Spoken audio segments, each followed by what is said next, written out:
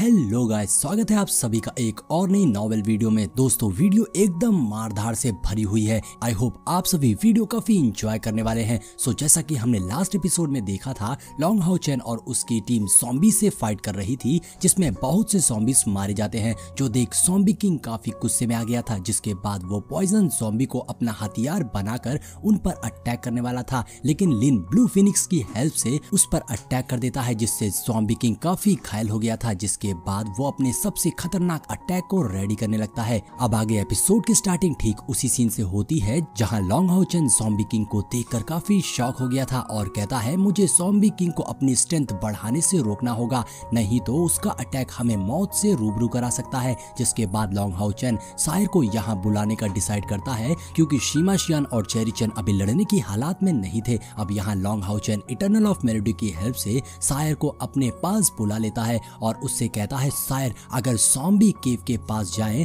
तो उसे मार देना, साथ ही मुझे पीछे से कवर भी देना। मैं अभी इन ज़ॉम्बी के छक्के छुड़ा कर आता हूँ। यहाँ केव को प्रोटेक्ट करने वाले काफी लोग हो गए थे, इसलिए लॉन्ग हाउ चेन आगे बढ़ता है ज़ॉम्बी किंग से फाइट करने के लिए। उधर light elemental fairy Long Hao Chen को एनर्जी दे रही थी, जो देख ज़ॉम्बी किंग को फील होता है कि इस लड़के का अटैक ज्यादा पावरफुल लग रहा है, इसलिए वो अपनी पावर्स बढ़ाने के लिए आसपास के ज़ॉम्बी का लिक्विड एनर्जी एब्सॉर्ब करने लगता है। वहीं हम देखते हैं long Hao chain 9 long foot work technique का यूज करके ज़ॉम्बी किंग के पीछे आ गया था और तुरंत अपने डिवाइन स्वॉर्ड को लाइट एलिमेंटल फेरी की पावर के साथ मर्ज कर लेता है, जिससे उसकी स्वॉर्ड डार्क गोल्डन फ्लेम में कन्वर्ट हो गई थी। यहाँ ज़ॉम्बी किंग जैसे पीछे मुड़ता है, ठीक उसी टाइम लॉन्ग हाउ चेन ने उस पर अटैक कर दिया था, जिससे वो उड़कर पीछे जा गिरता है और जवाब में वो भी लॉन्ग हाउ चेन पर एक जोरदार अटैक करता है, जिससे लाइट एलिमेंटल फेरी उसकी बॉडी से अलग हो गई थी। साथ ही उस अटैक से लॉन्ग हाउ चेन काफी घायल हो गया था और उसके मुंह से ब्लड निकलने लगता है, क्योंकि पहले तो उसने अपनी पूरी एनर्जी से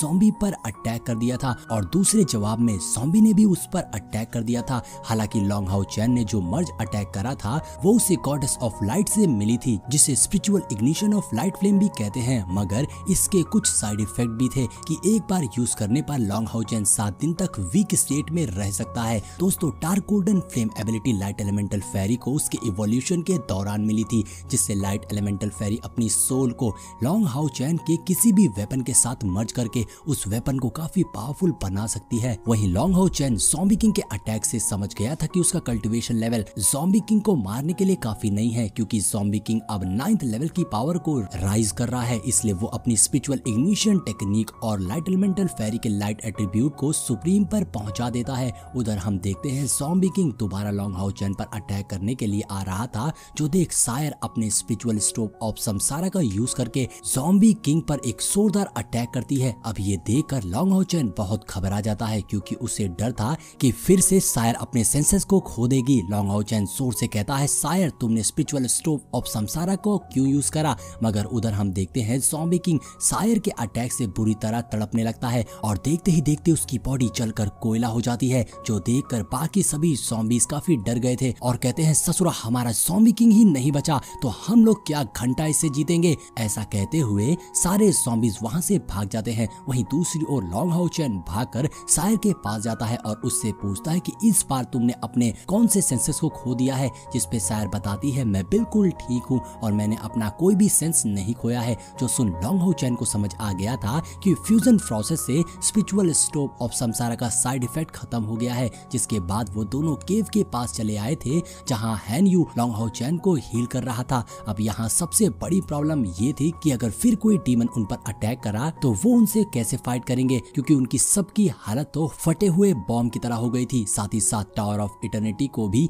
रीएक्टिवेट होने में टाइम था, क्योंकि हर बार जब भी लॉन्ग हाउ चेन किसी को टावर ऑफ इटर्निटी में टेलीपोर्ट करता तो उससे काफी एनर्जी लॉस होती थी। जिसके बाद हम देखते हैं वो एक दूसरे के न्यू एबिलिटी के बारे में जान रहे थे, जो उन्हें फ्यूजन करने से मिला था। तभी लॉन्ग हाउ चेन सायर के न्यू एबिलिटी के बारे में पूछता है, जो सुन सायर उस टाइम को याद करने लगती है जब लॉन्ग हाउ चेन उसके साथ रोमांस की कबड्डी खेल रहा था, और फिर वो सबको बताती है उसका स्पिरिचुअल स्टोव ऑफ समसारा बाकी स्पिरिचुअल स्टोव के कंपेयर में काफी डेंजर है, लेकिन फ्यूजन के बाद में स्पिरिचुअल स्टोव ऑफ समसारा का दिन में कई बार यूज कर सकती हूँ, जिससे मैं अपने सेंसेस को भी नहीं खोऊंगी। जिसके बाद Long Hao Chen Han Yu के फ्यूजन प्रोसेस के बारे में पूछता है, जहाँ हैन यू बताता है उस फ्यूजन के बाद बाद मुझे ब्लेसिंग ऑफ लाइफ नाम की एबिलिटी मिली है, जिसमें वो 5 मीटर का एक प्रोटेक्टिव बैरियर क्रिएट कर सकता है और उसकी डिफेंसिव पावर मेरे इनेट एनर्जी का 3 गुना ज्यादा है, इसलिए उसे तोड़ना बहुत ही ज्यादा मुश्किल है। तब वैंग वान कहती है तुम्हारी एबिलिटी तो कमाल की है, क्योंकि इससे हम अपनी टीम का स्पिरिचुअल पावर्स बहुत जल्दी रिकवर कर सकते हैं। जिसके बाद हैन यू कहता है मैंने अपनी एबिलिटी को फील करा है, जिससे उसे यूज करने से मुझे कोई साइड इफेक्ट भी नहीं होगा। लेकिन बात करें बाकी सबके स्पिरिचुअल फर्नेस की, तो मेरे ख्याल से उसका फुल यूज करने पर बाकी लोगों को कुछ ना कुछ प्रॉब्लम होगी, जैसे अभी लिन को ही हो रही है। जिस पर लॉन्ग हाउ चैन कहता है कोई बात नहीं, समय के साथ सब मैनेज हो जाएगा। मैं तो बस ये जानने के लिए एक्साइटेड था कि सीमा शियन और चेरी चैन को कौन सी पावर्स मिली होगी। इतना कहते ही लॉन्ग हाउ चैन थोड़ा सैड हो गया था और कहता है उसे इस चीज का दुख है कि सबको 2 स्पिरिचुअल स्टॉप मिले, लेकिन वैंग वान को सिर्फ एक ही मिला। जिस पे वैंग वान कहती है कैप्टन ऐसी बात नहीं है, मैं तो सबके प्रोसेस से काफी खुश हूँ, क्योंकि एक हमारी ही स्क्वाड है जिसने इतने सारे स्पिरिचुअल फर्नेस को हासिल किया है। और वैसे भी हमें होली सिटी लौटने के बाद अपनी डीमन स्क्वाड को प्रमोट करने पर ध्यान देना होगा,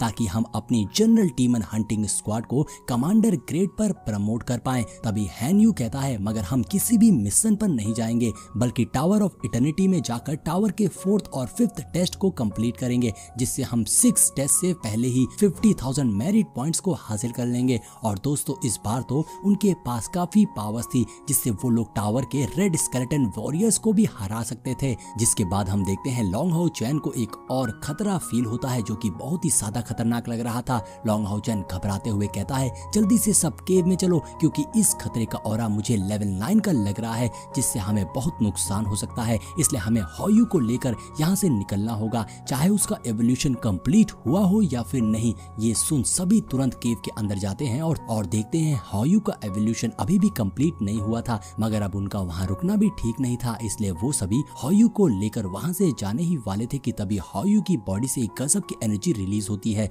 जहाँ हम देखते हैं उसका एवोल्यूशन कंप्लीट हो गया था, जिससे हॉयू का 4th सर निकल आता है। मगर इस प्रोसेस से हॉयू काफी कमजोर हो गया था, जिससे उसकी आंखें बंद होने लगती हैं, जो देख लॉन्ग हाउ चैन तुरंत इटर्नल ऑफ मेलोडी का यूज करके सबको वहां से टेलीपोर्ट कर देता है। वहीं उन लोगों के जाते ही उस जगह पर बहुत बड़ा ब्लास्ट होता है, जिससे वहां की धरती वाइब्रेट होने लगती है। उधर हम देखते हैं लॉन्ग हाउ चैन अपने साथियों को टावर ऑफ इटर्निटी में ले आया था, लेकिन इससे उसकी काफी इनेट स्पिरिचुअल एनर्जी लॉस हो गई थी, जिससे वो काफी कमजोर फील कर रहा था। वहीं टावर ऑफ इटर्निटी में सीमा शियन और चेरी चैन भी मौजूद थे, जो हॉयू को देखकर उसके पास जाते हैं। जिसके बाद सब धीरे धीरे अपनी स्पिरिचुअल पावर को रिकवर कर लेते हैं, मगर उनके लिए एक प्रॉब्लम थी कि उनको प्रिस्ट टेम्पल से गायब हुए काफी टाइम हो गया था, और अगर ये बात सीनियर को पता चली तो उनके लिए अच्छा नहीं होगा। उधर हॉयू को भी होश आ गया था, जो देखकर लॉन्ग हाउ चैन उसके पास जाता है और कहता है हॉयू क्या तुम ठीक हो ना? जिस पे हॉयू हाँ में सर हिलाता है।